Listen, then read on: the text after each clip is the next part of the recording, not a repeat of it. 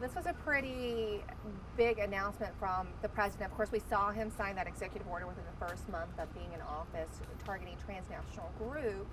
Just, if you could just start out by talking about what this means today, his announcement in the Oval Office regarding these arrests. So it was a big announcement because it was a big deal.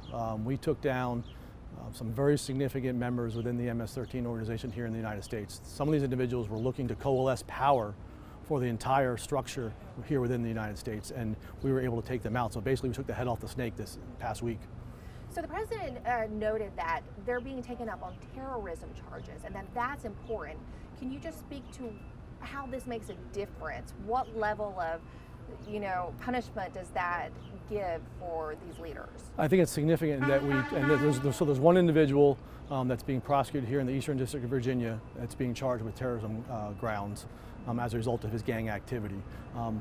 What we've seen in going after MS-13 is that you need to utilize all the tools that we have at our disposal. So in this case, we're talking about criminal prosecution of individuals involved in all sorts of criminal activity, whether it's weapons, narcotics, violent offenses, and we're utilizing our criminal authorities. But oftentimes, we utilize our civil immigration authorities as well. So you start looking at individuals that many times are wanted in their home countries. There's an Interpol warrant for them, and we go out there and arrest them and deport them and turn them over to the authorities in their home countries so that they can face justice for the crimes that they committed in their country. So we utilize all the tools at our disposal, and this is just another one, and I think it's groundbreaking because if it's something that we can successfully use going forward, it just gives us another tool to disrupt and dismantle these gangs. And the president did talk about the fact that some are deported and some are arrested and face justice here. How do you make that distinction? How do you decide? So, well, again, you look at so in this case that we took down in Vegas and Los Angeles, that was a Homeland Security investigations case.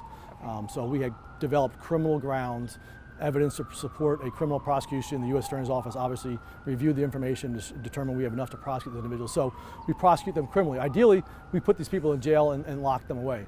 But there's many individuals that are either we don't have the evidence such that it goes to rise to the level of criminal prosecution, or they're low-level members that for whatever reason, from an operational standpoint, it makes more sense to just deport them. So if you look at the numbers, we've arrested more than 20,000 gang members in the last 3 years. Homeland Security investigations prosecuted about 2,100 over the past year and a half.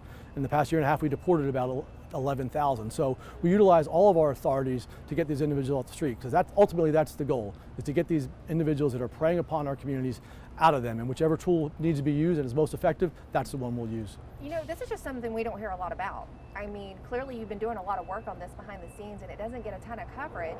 So how big of a problem is MS-13 still now after all of these arrests? It is a big problem, and unfortunately I think that's part of the challenge that we have within ICE, is that people should be hearing about this, but the mainstream media doesn't want to play all of the positive things that we are doing. Go back and look at the Operation Matador in New York. Look how many people that we took off the streets there that were MS-13 gang members. One of the assistant U.S. attorneys from the Eastern District of New York was in there, and they had a huge MS-13 gang problem in Long Island that was largely eradicated as a result of the work of Homeland Security investigations, the U.S. Attorney's Office, FBI, and our other law enforcement partners, some of the county sheriffs there.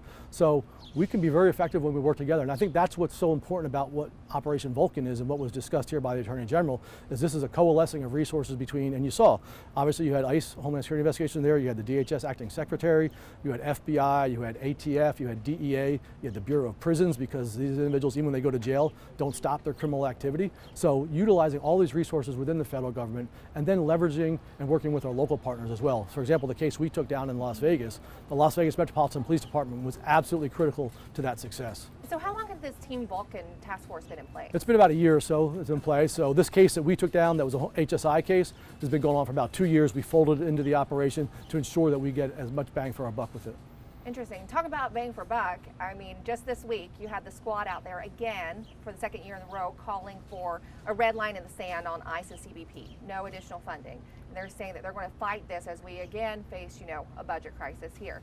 What do you say to that? Well, I think I'll say the same thing I've said time and time again. If you want to abolish ICE and you don't want to give ICE the money to do its job, in this context, you're going to have thousands upon thousands of gang members roaming the streets freely with no repercussions for their activity.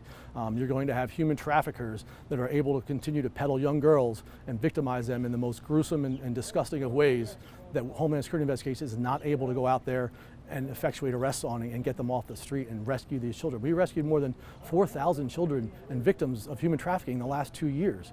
Who would want to stop that? You're talking about we remove from our country more than 100,000 criminals every year, people that are preying upon often the same immigrant communities that these politicians are purporting to support. So it's really a misguided and ignorant view when you look at how much good that ICE does for the communities we serve. Thank you, Director Albence. Thank you. You just watched Newsmax TV, America's fastest growing cable news channel, now in more than 70 million homes. You can get Newsmax TV on your cable system or check your cable guide.